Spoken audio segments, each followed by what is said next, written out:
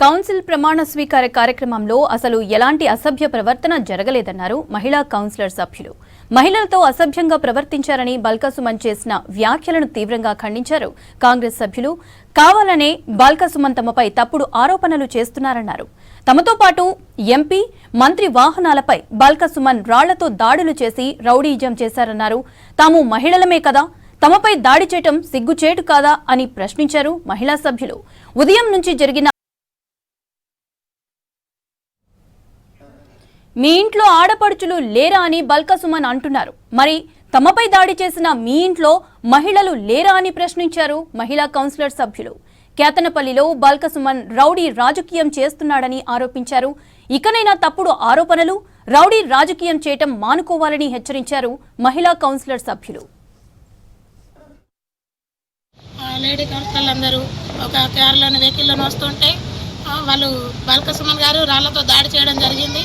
మరి నీ రౌడీ రాజకీయాలు, మా అక్క చెల్లెలు మేము కూడా మీకు అక్క చెల్లెలు లాంటి వాళ్ళమే, మీకు అక్క చెల్లెలు లేరా? మా పైన ఇట్లా రాళ్లతో దాడి చేస్తున్నారు. మీకు వచ్చిన రౌడీ రాజకీయం మా మంత్రి గారిది కల్మషం లేని మనసు, అది ఇప్పటికే ప్రజలందరికీ తెలిసింది.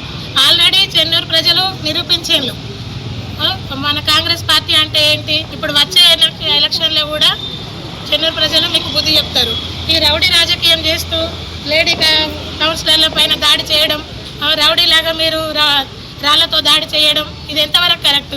మీకు లేరు అక్క చెల్లెళ్ళు, మీరు ఇలా రౌడీ రాజకీయం ఇంకోసారి చేస్తే మేము లేడీ కౌన్సిలర్లు అందరం కూడా మీకు ఛాలెంజ్ చేసి చెప్తున్నాం. ఈ రౌడీ రాజకీయం మానుకో. ఇకనైనా బుద్ధి తెచ్చుకొని మీరు ప్రజలతోని ఎట్లా మసులుకోవాలనేది నేర్చుకోండి.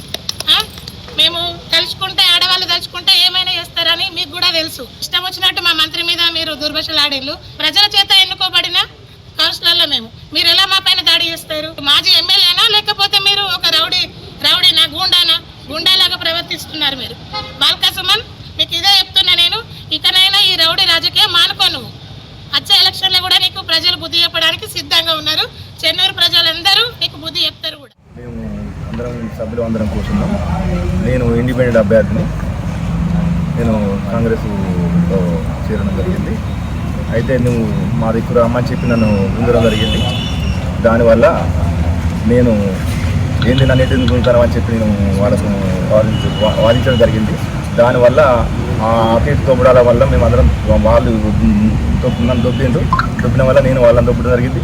అందువల్ల మా మహిళలు కింద పడ్డారు. ఇద్దరు కింద పడ్డా కానీ వాళ్ళకు మహిళలను చూడకుండా ఎటుపడ్డట్టు దొబ్బి ఇబ్బంది గురి చేశారు. ఆ సోదరు మహిళలందరూ నన్ను తప్పుడు ఆరోపణలు, నేను ఎటుపడ్డట్టు మాట్లాడి ఎటుపడ్డట్టే దొబ్బేసిందని చెప్పి నా మీద తప్పుడు ఆరోపణలు చేశారు. ఇటువంటి బాల్క సుమన్ కూడా నా మీద తప్పుడు ఆరోపణలు చేసి నన్ను ఇబ్బంది గురిచేసి ఇష్టం వచ్చినట్టు మాట్లాడుతుంటూ ఇటువంటి మాటలు మాట్లాడుకుంటూ అది తప్పు అని చెప్పి నేను ఖండిస్తున్నాను.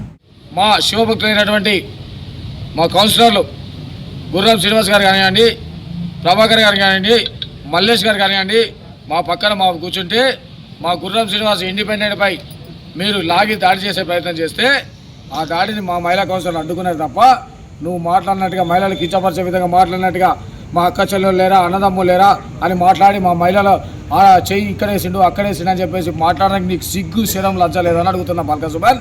కనీసాన్ని నేను నీతిగా వదిలేస్తున్నా. నువ్వు ఒక విద్యావంతుడు అంటావు, ఒక ఉద్యమకారుడు అంటావు, ఒక పార్లమెంటరీగా పనిచేసినావు, ఒక అసెంబ్లీగా వల్ల పనిచేసినావు. ఏమాత్రం నీకు నైతిక విలువలు లేవు. ఆ విలువలను కాపాడుకో. ఫస్ట్ నీ పద్ధతి మార్చుకో. ప్రజల సమక్షంలో ప్రజా జీవితం గడిపేటువంటి నాయకత్వంలో ఉన్నావు. నువ్వు ఒక పార్టీకి నాయకుడిగా ఉన్నావు. నీ దిశా నిర్దేశంతో ఆలోచన చేసుకో. ఒక రౌడీలాగా, గూండాలాగా ప్రవర్తించినావు. నీ వల్ల ఇవాళ ఒక కాంగ్రెస్ కార్యకర్త చావు బతుకులో ఉన్నాడు. ఒక గవర్నమెంట్ ఎంప్లాయీ, ఒక కానిస్టేబుల్ గన్మెన్ అతను తలకాయ పలిగి ఇలా హాస్పిటల్లో ఆయన ఇష్టమైన పరిస్థితిలో ఉన్నాడు.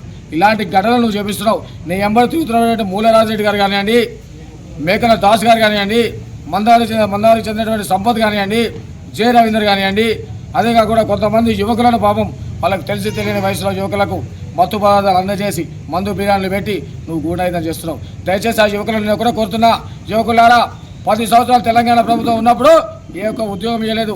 కేవలం మిమ్మల్ని వెంట చూపెట్టి బిర్యానీ వెంట చూపెట్టి మిమ్మల్ని వాడుకుంటారు. దాన్ని ఆలోచన చేయాల్సిందిగా మీ అందరూ కోరుతూ బల్క సుమన్ గారు నువ్వు చేసిన వికృత చేష్టలు ఇగో ఈరోజు నువ్వు చేసిన వికృత చేష్టలు కనబడుతున్నాయి, వీడియోలోనే కనబడుతున్నాయి, నేనుగా తీసింది.